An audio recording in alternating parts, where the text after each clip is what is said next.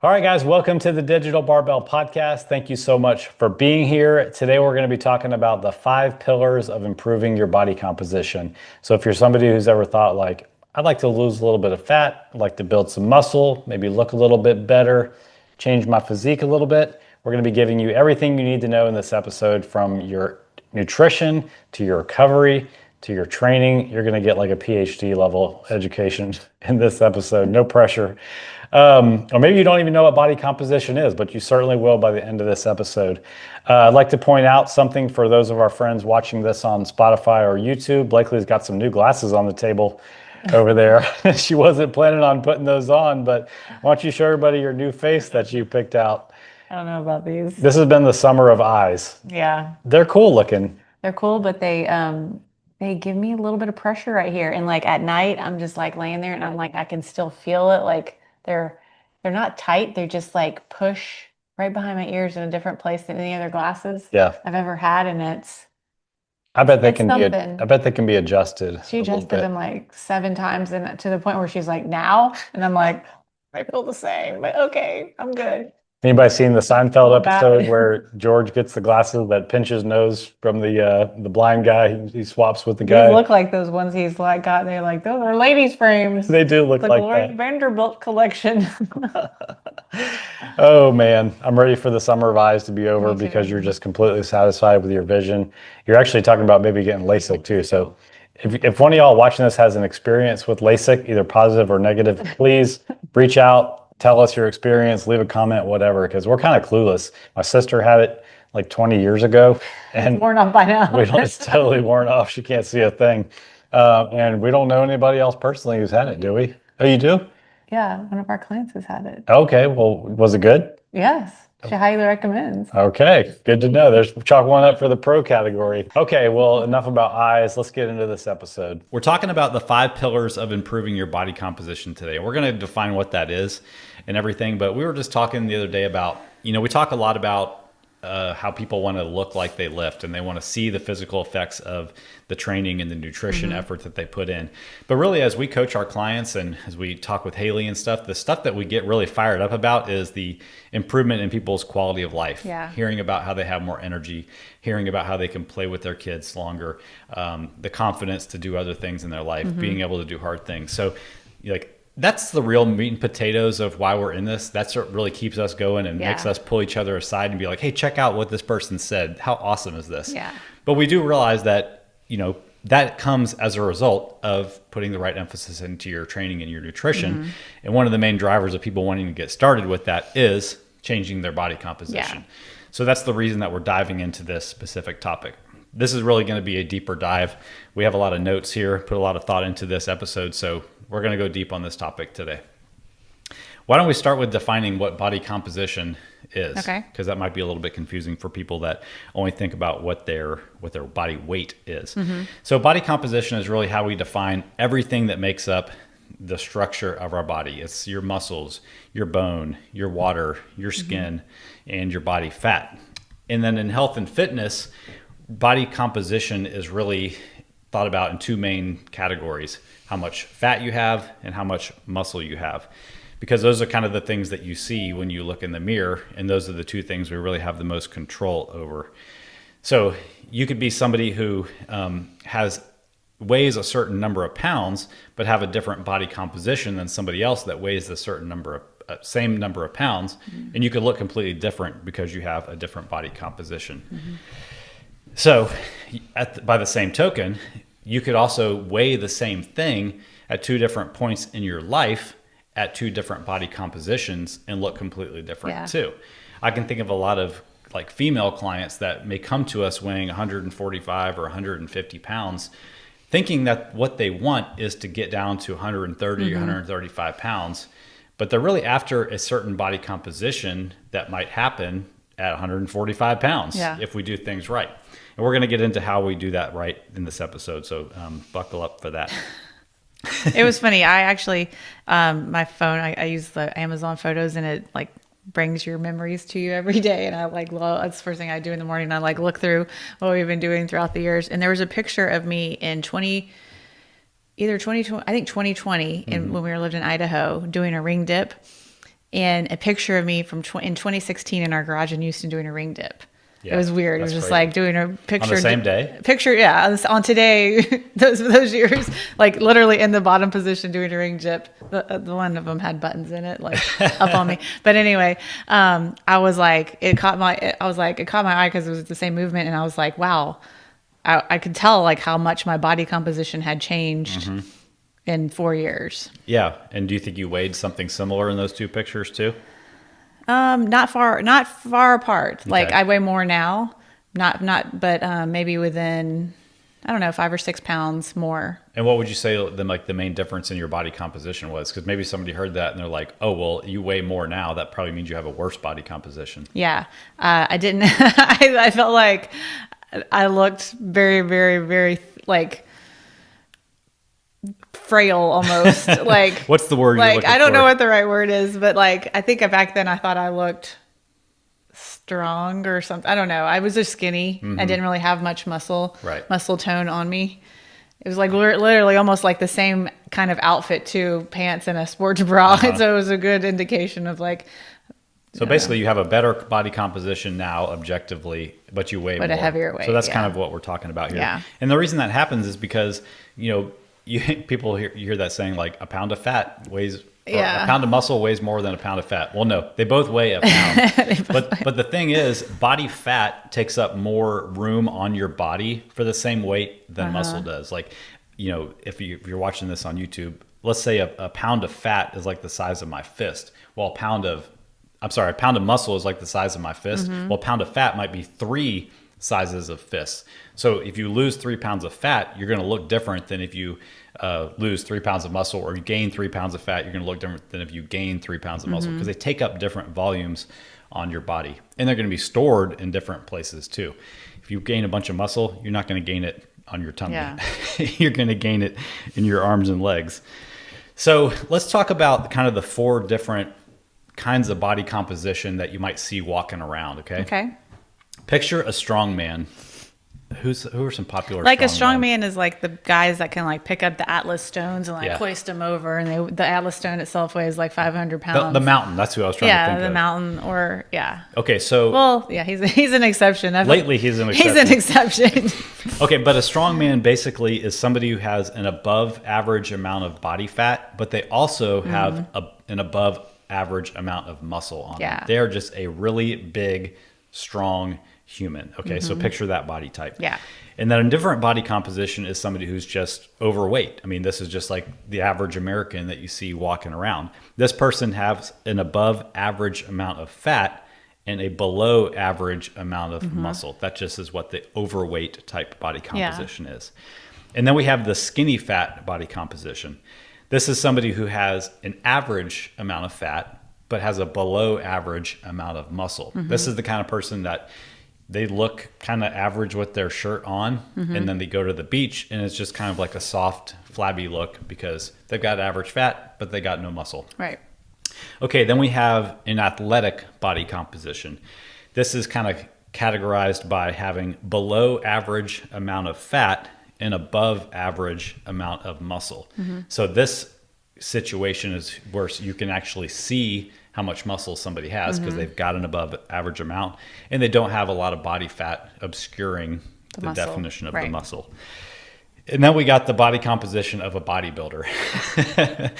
These are people who have extremely low, usually temporarily low levels of body fat and extremely high levels of muscle on them. You can see every striation of the muscle because there's tons of it. Right. And there's zero fat obscuring the definition of the muscle. So those are kind of like visualizations. So you said 4, but that was 5. I'm sorry. Yeah, you're right. My notes say 4, and that was 5. Maybe we threw bodybuilders in at the last second. Yeah, because I think that's one level above like an athletic look. Like Right. Right. And I think that most people who come to us are striving for somewhere in that athletic range. Nobody comes to us hiring like, hey, I want to be skinny fat. How can we make that happen? So since we said that body composition in real life is really the ratio of body fat to muscle, improving your body composition comes down to manipulating those 2 variables. Now, how are we going to know when this is happening? If we're trying to get away from using our body weight as a metric, Well, there's different, things you can pay to go have done. You can get a DEXA scan, you can do a bod pod, all those kinds of things. But me personally, probably you personally, and most people listening to this, the result they want isn't a number on a bod pod printout. It's what they see in the mirror, or how they clothes feel fit, in their clothes, the emotions that they have, like regarding their self-confidence when they see the reflection of themselves in the mirror. So I think that really is the best way to measure what's going on with your body composition. If we want to have something objective to do, probably the closest thing we can use is just a waist measurement, because whether you're male or female, a lot of us tend to store excess fat that is obscuring our body composition on our midsection. So getting a waist circumference about 1 inch above your belly button is going to be an objective measure of if you're improving your body composition or not, in addition to what you're seeing in the mirror. It is pretty amazing how far these scales that give you these metrics have come. Like, I mean, back just a few years ago, we would go and, you would have to go do something like a bod pod or whatever, you float in water, and they give you literally the same thing that you can get daily now by standing on a scale that has the little 4 trigger points. I mean, it's pretty amazing how far this technology has come. I know that stuff is not, the scale is not accurate, 100% accurate, but neither was the bod pod. But at least it gives you here's where I'm starting, and then it gives you the changes. You got to be careful with those scales too, though, because they count water weight as non-fat mass. So any water retention that you have is counted as muscle on those things too. But over the long term, if you're doing it like you average your body weight out and you just look at the average of how the metrics on that scale that you stand on are changing, it can kind of tell you if you're headed in the right direction. Yeah. But again, we're going for a result in the mirror too. So don't get too hung up on what those kinds of metrics are doing. All right. We have, like I said, these 5 pillars of improving your body composition. So let's dig into let's dig into one that isn't included in the 5, because it's nothing that you have control over. We're only going to focus on the things you have control over today. That's your genetics. We're not going to talk about genetics. Right. It's not one of the 5, but it is a factor in your body composition. We're not going to focus on it because you can't change it. And you can't change your genetics, but you can probably outwork your genetics. I just want to throw that out there, as if you feel like you were, dealt a bad hand as far as your genetics and you're never going to be able to improve your body composition, get that out of your mind. We've helped dozens of people who have felt that way achieve great results. I don't feel like I have elite genetics. I don't feel like I have an elite body composition either, but I have been able to drastically change my body composition over the last 15 years through doing the things that we're going to talk about in this episode. So you can overcome genetics. What are you laughing at? I don't know. I mean, I can only assume it's because you think my body composition is so good and it just makes you want to laugh. All right. What's pillar number 1? And then I'll dig into it. I need to give my voice a little bit of a break. Eating the right amount of food. And in this case, we're talking about the right amount of calories, not the volume of food. So whether you're trying to gain muscle, lose fat, whatever, the key thing that you cannot ignore is the total calories that you're eating. That is going to be the thing that drives a ton of your body composition progress. Basically, what we're talking about here is energy balance. If your body composition is suffering because you have more than average amount of body fat, we have to get you down into a calorie deficit to lose some of that fat. If you are under muscled and you consider yourself a hard gainer, or you are skinny fat, we've got to increase the number of calories that you eat, get you into a calorie surplus, so you have the extra energy to be able to build that new tissue that is going to actually improve the body composition. So the thing that confuses people about the amount of food that you eat is, if you've never tracked your calories and seen how many calories are in certain kinds of food, you might feel like you're eating a lot and you're not really, because you're eating a lot of lower calorie foods. Or you might feel like you're only eating a little, but you're not, but you're actually eating a lot of calories because you're choosing foods that only give you a tiny portion for a ton of calories. So having some awareness, and we're not telling you have to go track your calories, but it can kind of eliminate some of the confusion about why you think it might not be working, to increase the amount of awareness of how many calories you're eating. So if you want to do that, you're serious about, dialing in the food quantity, aka calories that you're eating, The easiest thing you can do is to simply track how much you're eating for 1 to 2 weeks, being really accurate with it, because we're just doing this for a temporary amount of time, and then adjusting how much you eat from there. Like Based I said, on what happens. based on how much yeah. you're already eating and what your goal Yeah. is. So to get a baseline, let's say like I'm eating an average of 3,000 calories per day, and I am to start improving my body composition. I know I need to lose some fat. I need to create a calorie deficit of about 15% and stick with that. If I'm under muscled and I'm trying to gain, I find out I'm only eating 1,800 calories per day. I need to add about 5 to 10% to that, do it religiously for a few weeks, and see if progress starts heading in the right direction. If you think that you've dialed in those things and it's not working, meaning you're not seeing improvements in any of the metrics you're tracking, including looking in the scale, after 2 to 3 weeks, then we can start to make an adjustment. Don't make an adjustment if you don't feel like you're being consistent, but make a small adjustment and then give it more time to settle in and see if it's working. I don't know how far to go down the rabbit hole of, because I'm not trying to encourage people that they have to track their calories with it, but a 5 to 10% increase or decrease in total calories is enough to start with to see if it'll make the needle move. And if you're somebody who is willing to kind of build out a template of meals and stick with that, and you don't have to actually track your calories, you can just slightly increase the portions that you're eating or slightly decrease the portions that you're eating, and that will ensure that you're either decreasing or increasing calories. Okay, if you are kind of like the skinny fat person and you're used to eating about the same amount of calories, you probably don't have to go into a drastic surplus to gain weight. If you do everything else that we're going to talk about in this episode, you can probably continue to eat about the same number of calories that you have been, and focus on the next thing we're going to talk about, and start to see body composition changes without having to increase how much you're eating. Yeah. Basically, we're talking about continuing to eat your maintenance calories and then increasing your protein intake, doing the training that we're going to talk about, and you're going to see body composition changes pretty quickly.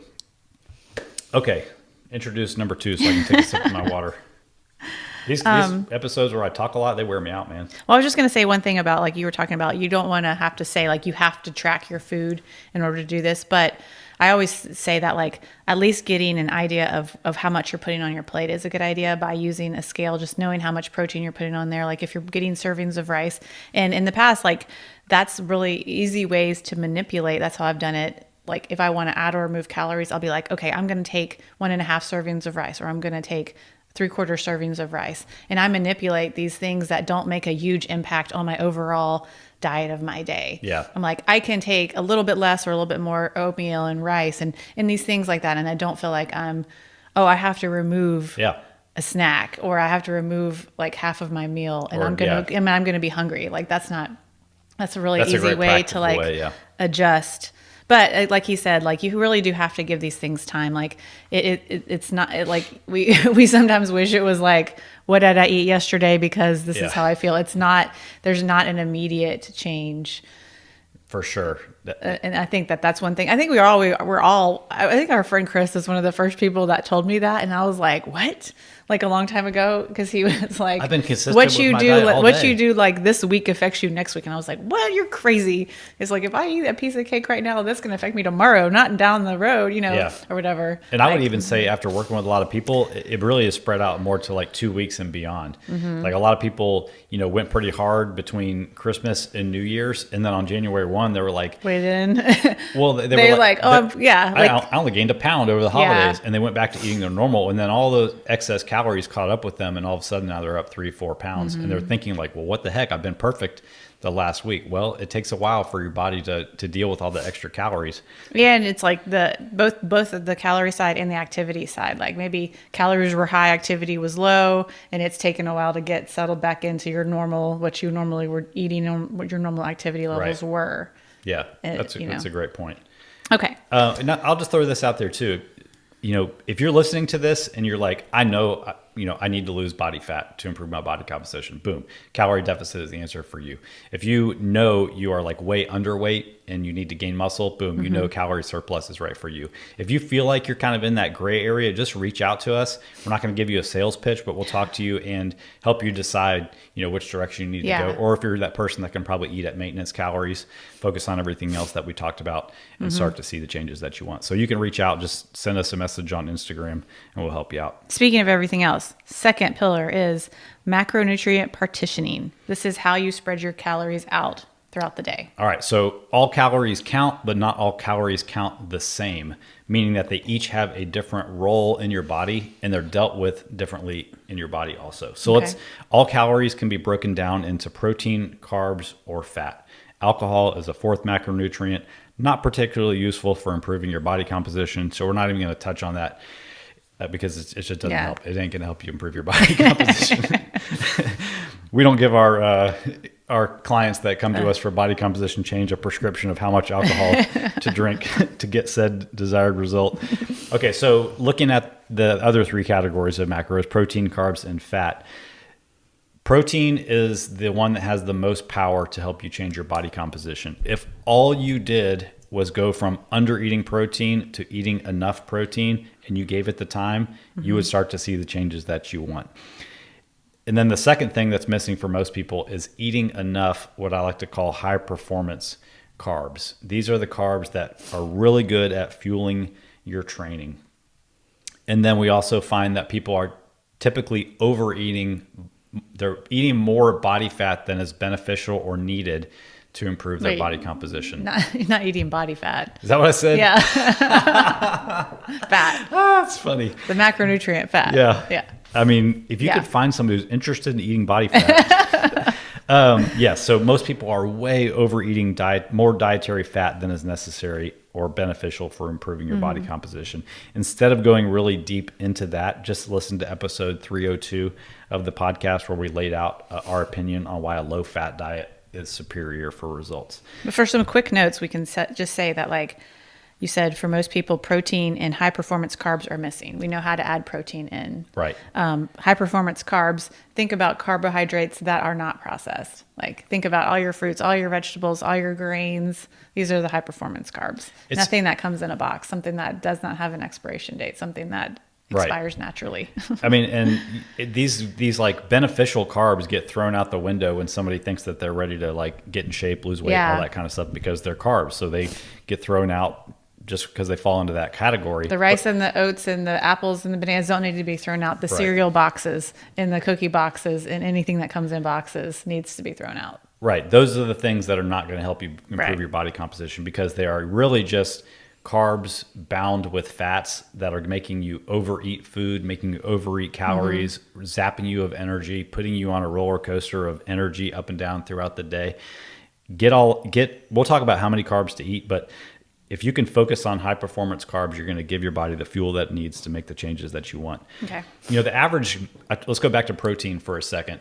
The average guy that comes to us that for body composition change, we find that they're usually eating somewhere around 100 grams of protein per day. And we're talking about guys that could range anywhere from 150 to 200 pounds. The average woman that comes to us is probably eating somewhere around 75 grams of protein per day. These are far less than are optimal for improving your body composition. Do they meet the RDA minimums for protein? Yeah, look at the back of any nutrition label and you'll see it's pitifully low. How many grams of protein will keep you from being deficient in protein? But we're not talking about being deficient. We're talking about giving your body the energy, the building blocks of muscle that it needs to build the tissue that is going to improve your body composition. You need to go to digitalbarbell.com or just the show notes for this episode and download our macronutrient calculator to find out how many grams of protein we recommend for you based on your goal. To find that, you can just, if you haven't been to the website before, it will pop up as soon as you get there. If you have been to the website, if you go to the free content section, there will be all like the downloads, or there's a page for all the downloads. Right. It's just digitalbarbell.com/free. Yeah. What she said. Just as a range, though, most men are going to fall in the 150 to 200 grams per day range, and most women are going to fall in the 125 to 150 grams. Again, this is to optimize your body composition. Okay, let's go back to carbs for a second. How many carbs should you eat to optimize your body composition? As many as humanly possible. Carbs are literally the fuel source for the training that you have to do to build the muscle that you need to be able to improve your body composition. So we want to have plenty of that on hand. Plus, if you look at the strategy that bodybuilders use to, it's funny how much you can learn from bodybuilders because they're basically robots when it comes to using nutrition to drive results. So bodybuilders cut their calories down super low to get super lean, and then a week or so before their competition they fuel up on carbs to fill their muscles with stored carbs called glycogen, and it gives them that full look that they need on stage to flex and do all the things. So we can think about that and know that eating a fair amount of carbs is going to keep our muscles full of glycogen, fueling the training that we need, but also giving them the size that is going to improve your body composition too. You don't want to walk around with deflated muscles if you're trying to look more athletic and jacked. Okay, so I said you want to eat as many carbs as possible. Think about it this way. Once you kind of know the total quantity of food that you need to eat, and you now know the total amount of protein that you need to eat per day, we want to eat a minimal amount of fat, which is somewhere in the 40 to 60 grams for dudes and a little bit less than that for women. Again, you can use the calorie calculator on our website to find out how much we recommend for you. And then we're going to fill in all the rest of our calories with carbs. Remember, there's 4 calories per gram of carbs. So the goal is always to eat as much of that as possible while staying within the total quantity of food we need total. So again, protein remains a constant, fat is at a minimum, and we fill in the rest with carbs to drive our body composition and performance in the gym. And remember, last but not least, carbs do not cause weight gain. Total calories drives your body weight, not carbs. You do not need to eliminate carbs to improve your body composition. Am I clear? All right. Oh, man. Third pillar, build strength. Yes. Simple. That's it. Next one. No, strength is the base of your physique. And this is the reason. Well, let me ask you this. Have you ever seen somebody who has a really good body composition and just thought to yourself, oh, boy, that person is weak. They look super weak. No. Every person you see who looks athletic also looks strong. And the reason is because they built strength. People skip over this part when they think about getting in shape, getting toned, getting fit, getting whatever, and they immediately go to the burning. I got to burn more. I got to, join this boot camp that burns a ton of calories. I got to take this spin class that burns a ton of calories. I got to do these muscle building or muscle burning exercises that I got to go join a gym that where you feel like you have to lay on the floor after every single workout.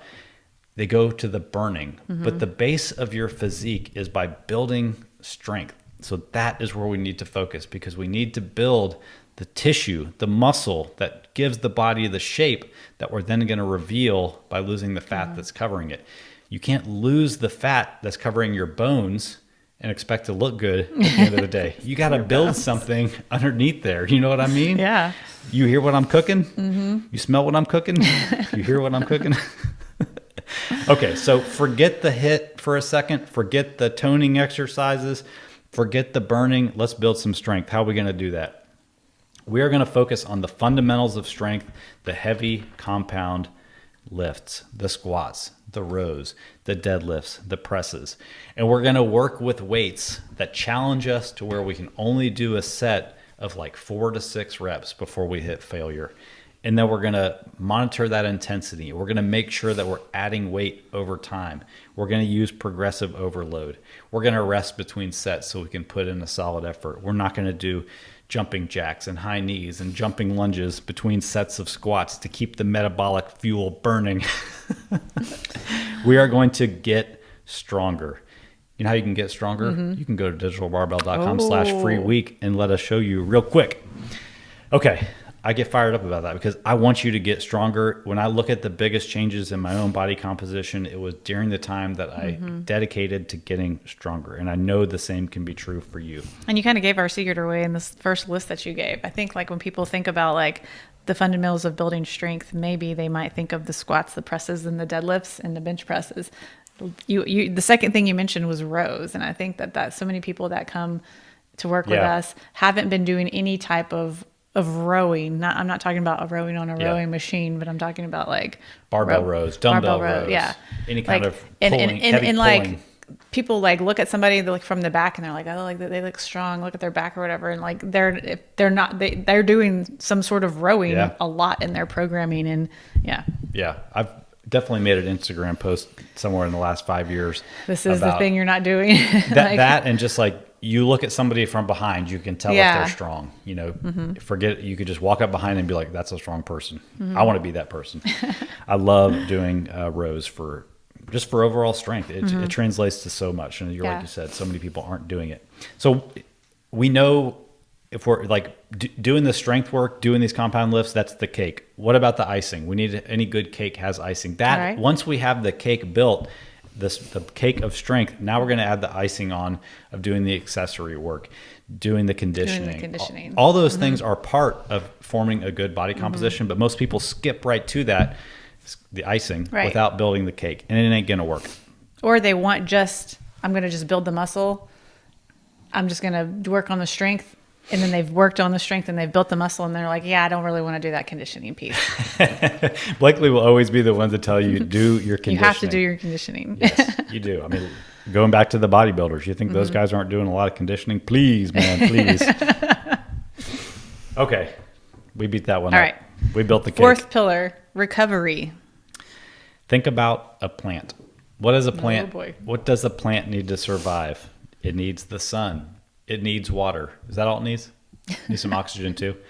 But the point is, you can't just water a plant and keep it in the dark and expect it to grow. You can't just set it out in the sun and never water it and expect it to grow. It takes the relationship of these two things to make the plant grow.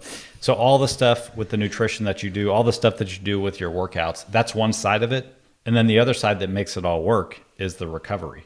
The time that you're not in the gym, what are you doing? That is actually when you improve it. I know we've beat this topic up on this podcast, but the way this whole thing works is this cycle. Stress, that is the workouts that you do. Recovery, that is what you do outside of the gym. Adaptation, that is what happens because of the first two things that you did. And that cycle repeats, and that's what makes you better. So if you're only focusing on the stress and you're not doing the recovery, you're not going to get the adaptation. If all you're doing is recovering, never putting in enough stress, you're not going to get a good adaptation either. It takes the relationship of both of them. So there's a few things that are included in this word recovery that you're talking about. We should probably talk about that. You know what it's not? What? Ice baths, sauna, all right. red light therapy. But you know what it is. Cupping. Recovery is your nutrition. Recovery is your sleep.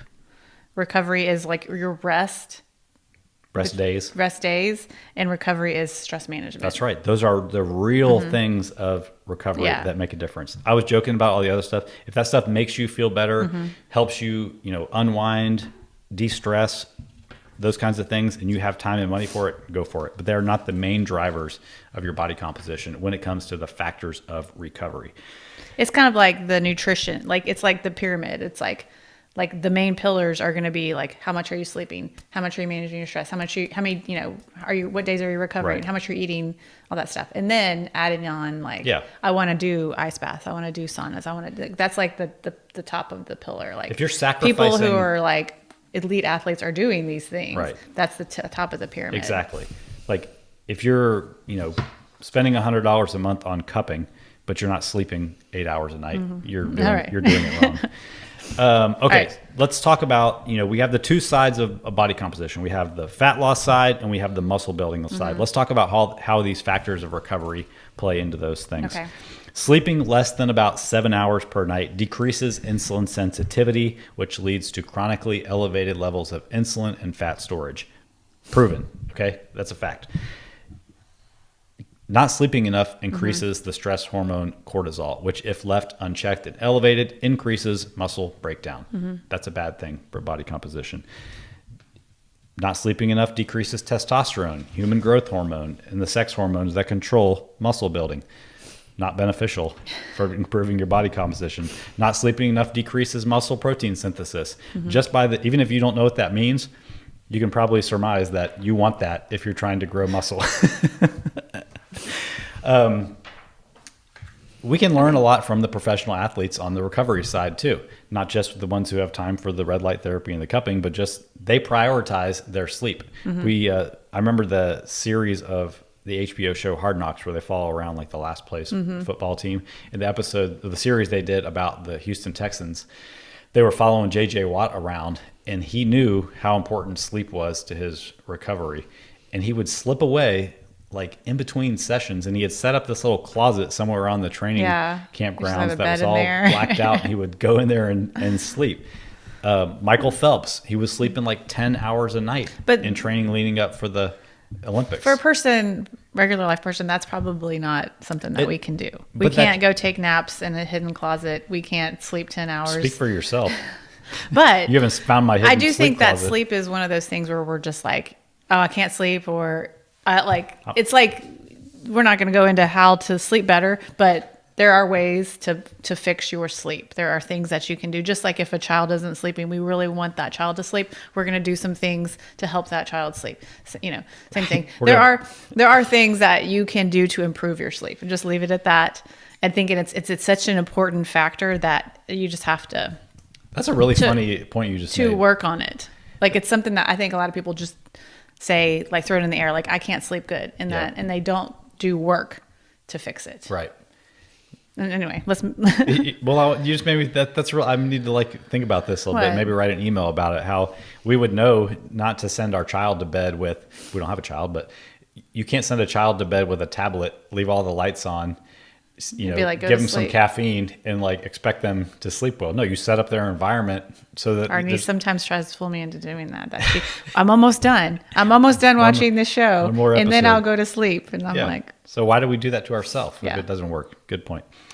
Okay, so that's how lack of sleep affects muscle building. Let's talk about how it affects fat loss.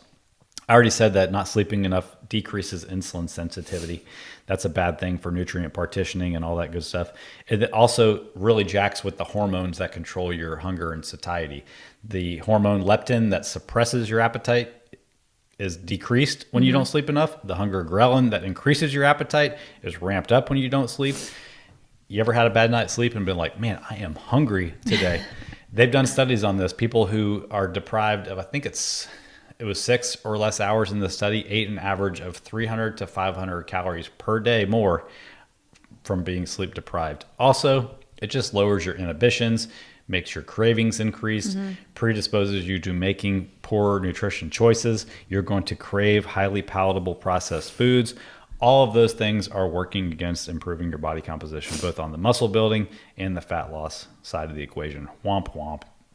So let's talk real quick about how stress. Stress drives sleep too. Yeah. I mean, sure. anytime I can't sleep at night, it's because I'm stressed about something and I'm waking up thinking about it. So, this isn't an episode about stress management, but I think the thing people forget about with stress management is instead of just trying to manage the stress, what can we do to eliminate the thing in your life that's stressing you? Is it something that we need to learn to let go of? Is it something in our environment that we can change, or an unhealthy relationship? Something we're doing on our phone that's stressing us out? Let's try to nip it in the bud instead of just trying to come up with coping mechanisms for the stress. That way we're, solving the problem at its root. Rest days. All right.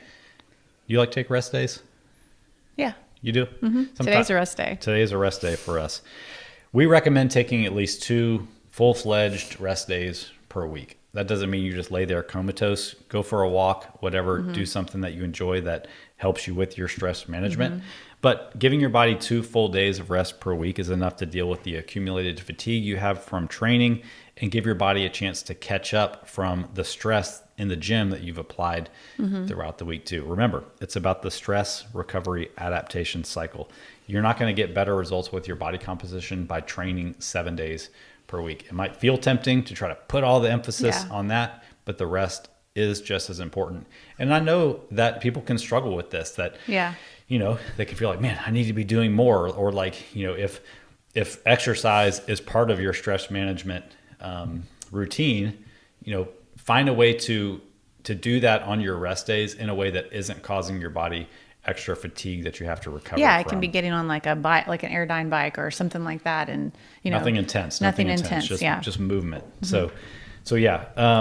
And then of course the big boy on the recovery side is your nutrition. You know, like Blakely said, it follows a hierarchy. The total quantity of food that you eat is the most important. The next is the total protein that you eat, then focusing on whole foods, making sure you're getting enough fiber, making sure you're eating a vast array of fruits and vegetables for micronutrients, and of course, staying hydrated. Somewhere in that half of an ounce of water per pound that you weigh is a good neighborhood to live in to make sure you're adequately hydrated. Drinking to thirst is another way to do it. You don't necessarily have to add an electrolyte powder into your drink. Just drink enough water and you're good to go. Okay, you have to talk because my voice is getting tired again. Are we moving on? Do you have anything else you want to say on recovery? I don't think so. Okay. I just want to make sure that was clear, I guess. So we were talking about recovery has various factors, and that's sleep, stress management, rest, days from workouts, and your nutrition. That's right. All right. Last one, periodization and patience.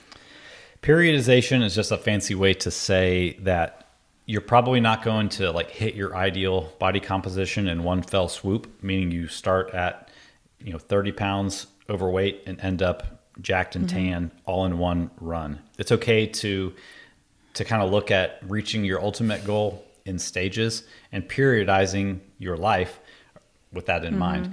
Check out episode 209 of the podcast where we gave a 1-year plan to optimize your body composition. Most people that, the people that we coach, we try to help understand realistic expectations of the timeline for how long it takes to get results, and then how to like make this work within the context of being a regular human in the regular context of the calendar also. And that's what periodizing really looks like. Yeah. Maybe November through January isn't the time where we should be the most dialed in and focused on improving our body composition. Maybe we plan things out so that's a time of year where we're focused on building strength at more of a maintenance calorie or slight surplus range. That's what periodizing looks like. You're not going to get tan in those months either. Yeah, you're going to be pale. And you might as well not worry about being jacked either. But yeah, and then, when people start out improving their body composition, it is a pretty linear phase that you go through. There's this period of newbie gains where everything's just working. You're losing fat, building muscle simultaneously, but eventually that runs out. And then people who really end up changing their body composition go through phases where they're dedicated, focused on building strength, dedicated, focused on losing fat. You've probably heard this described as going through like bulking and cutting phases. That's all that it is. And it's a proven cycle that we've run many clients through, that we've used personally. And it just works. It's periodizing your goals around your life too, so that you enjoy the process instead of it just feeling like this never ending slog along the way. And that's where periodization helps, because in thinking through the seasons of the year, seasons of your life. Yes. Because it can just kind of occur naturally, like during maybe the holiday, from October through January, there's more of a surplus of calories around. Yeah. That's when we can go through that bulking phase, and then we want to pull back to go through that cutting phase. I think that's one of the big benefits of, working with a coach or having a relationship with a coach, if you're trying to do this also, is like if you were just to, read a book on body recomp or, download a program on body comp, it's going to tell you like, all right, here's your calories, here's your nutrition plan to lose weight. But it's not going to tell you like, what do I do if I lose my job and, I'm stressed? Yeah. How do I handle that situation? Or I got a bum shoulder. What do I do then? Like, do I need to adjust my training or nutrition for that? Should I still be focused on fat loss during that phase? Like, I'm getting a divorce, whatever it is, like, having a coach to be like, help me work through this, help me periodize my goal around my actual life. That's the benefit of having a coach. I don't know why it just made me think of like my grandpa, and who like kind of lived out in the country, like on a, like a farm-ish kind of place. And like, I feel like his body composition changed with the seasons, but totally naturally. The man never worked out that I know of. I mean, a day in his life. Just on the farm. Oh, well, that's, well, Well, we did. Yeah. Anyway. after, yeah, But that's a funny story. I was just thinking about like, in the winter, he probably was more idle, less tan, a little bit heavier. Yep. In the summer, he was working more, he was moving more, he was lifting more things like around the house. I mean, around the farm, he was tanner. Yeah. It was just like, it's a true natural progression for people as they go through the seasons of life. Yeah. Okay. Let's get some specifics here though. Like, Okay. because I want, we said periodization and patience. Let's skip over to the patience. Yeah, that's what I was about to say. Patience is really just about having the right expectations for how long is this going to take. And of course, in this medium, we can't tell you how long it's going to take because we don't know where you're starting from. Right. But we can help you establish some realistic expectations of progress. If you're the person who's improving their body composition by losing fat, losing a half a pound or a pound per week on average is amazing. If you're whatever you're doing is giving you that kind of results, and the weight loss is being reflected in the mirror the way that you want to see it, because you're doing all the things we talked about in this episode, keep doing it. You're killing it. And if there's ever a week or two where you don't, for whatever reason, lose that half pound or a pound, it's okay. Yeah. That is perfectly normal. That is part of the process. You're not supposed to lose weight every single week, even if you're doing everything correctly. And that if you're somebody who's trying to gain weight, you're that under-muscled person, you're training hard, you're eating your protein, try to gain about a quarter pound per week or a pound per month on average. If you start to look in the mirror and you're like, I'm gaining too fast because you're not liking the result that you see, okay, dial back a little bit. And if there's a week where you don't gain, or there's a month that you don't gain much, it's okay too. That doesn't mean that it's not working. Monitor the mirror. Okay.